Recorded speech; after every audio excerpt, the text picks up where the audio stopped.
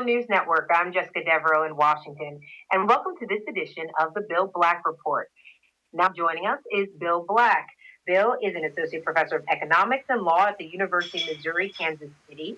He's also a white-collar criminologist and former financial regulator and author of the book, The Best Way to Rob a Bank is to Own One. And of course, he's a regular contributor to the Real News. Thanks for joining us, Bill. Thank you. So, Bill, a lot of news coming out of the IMF this week. What have you been tracking exactly? Okay, so here's the 30-second background. IMF stands for International Monetary Fund. It's an international group that is supposed to assist countries that are suffering an acute financial crisis, as opposed to the World Bank, which is supposed to help folks more generally in development. And by tradition, the World Bank is run by an American and the IMF is run by a European.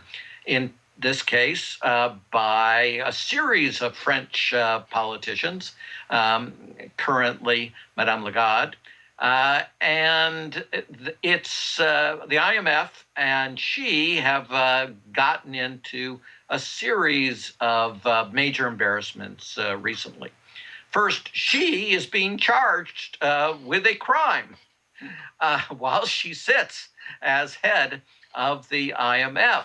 And this crime is under French law from her role earlier as a minister in the French government, where there was a suit emerging against a bank, and that bank got into enough economic trouble that it was bailed out by the French government, became a public bank, and Lagarde allowed claimants against this bank who were political allies of her and her party to sue the French government, not in court with the normal defenses you would have, but through an arbitration system where, unsurprisingly, the French lost big time. This is ultimately reversed by a court, but this is seen as a scandal in which she attempted to bail out a major creditor by intervening to help them take an action that she should have been moving exactly the opposite direction to protect French funds.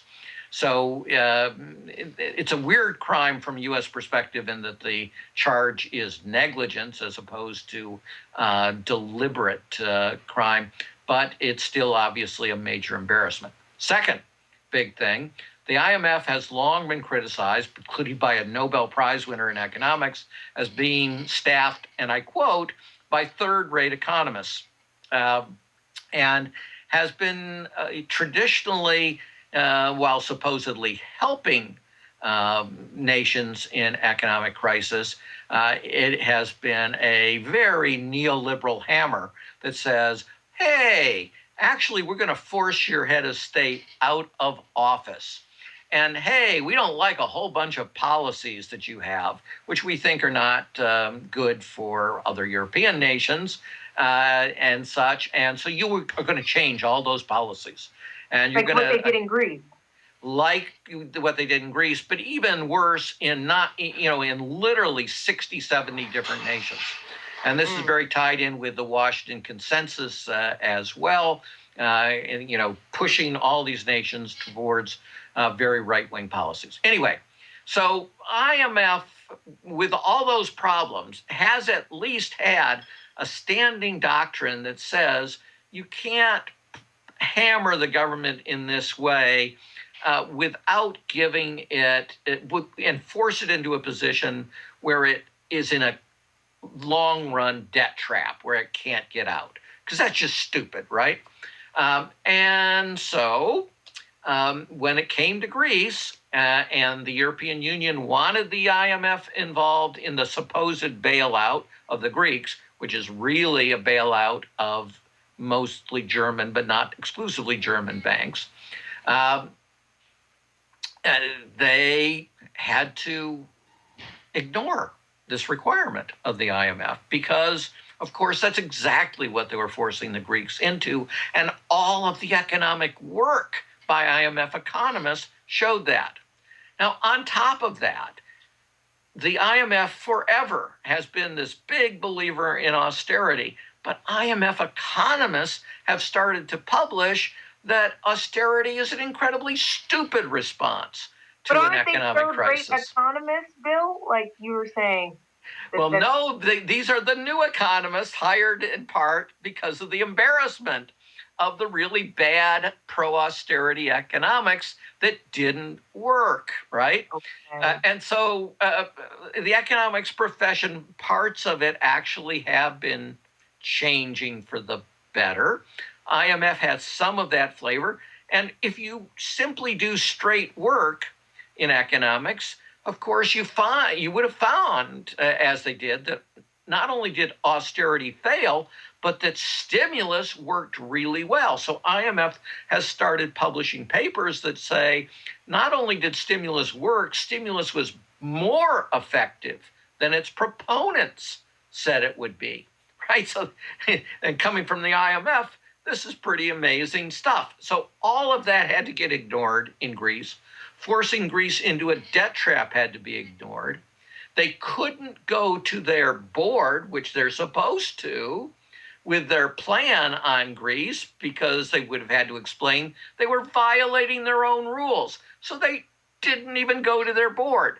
And so the equivalent of an internal auditor at the IMF has released a report scorching the IMF leadership, which of course is run by the same person who is being prosecuted as a criminal by the French and is running one of the most powerful financial institutions in the world. And on top of all that, to bring it back to the United States, Hillary Clinton has said recently, oh, no, we can't have those kind of stimulus programs because, and I will paraphrase and almost directly quote her, that's what produced Germany in the 1920s and Zimbabwe in the 1990s. In other words, hyperinflation.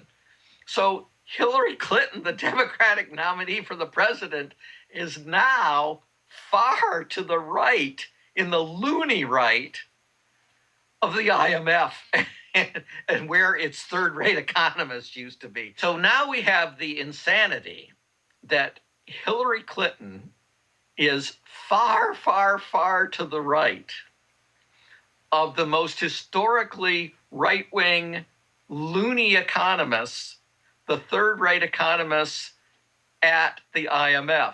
So that must make her consulting fifth-rate economists. Yeah, and all of these policies though have real effects on everyday people. So it's a bit troubling, Bill. It is, and so as we're talking, very good job numbers have come out today. But it is true that the recovery from the Great Recession compared to other recoveries has been relatively weak. All right. In fact, the weakest. And of course, the answer to that is yes, because in other recoveries, we used far more stimulus and we were far more successful.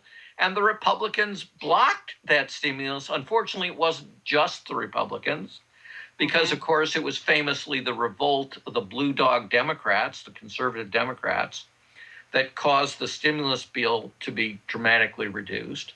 But it was also President Obama who infamously said in a State of the Union address, you know, in a recession, everybody has to tighten their belt, and so must government. Now, that's 12th-rate economist stuff, which he knew to be a lie. And so it was just a pure political statement. But that's what's weak in the recovery. And the Democrats ought to be able to say in the election, what are you talking about? Of course it's a weaker recovery. It's because you clowns were blocking us.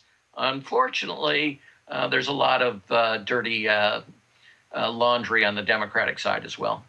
All right, Bill, thank you so much for joining us. Thank you. And thank you for joining us on the Real News Network.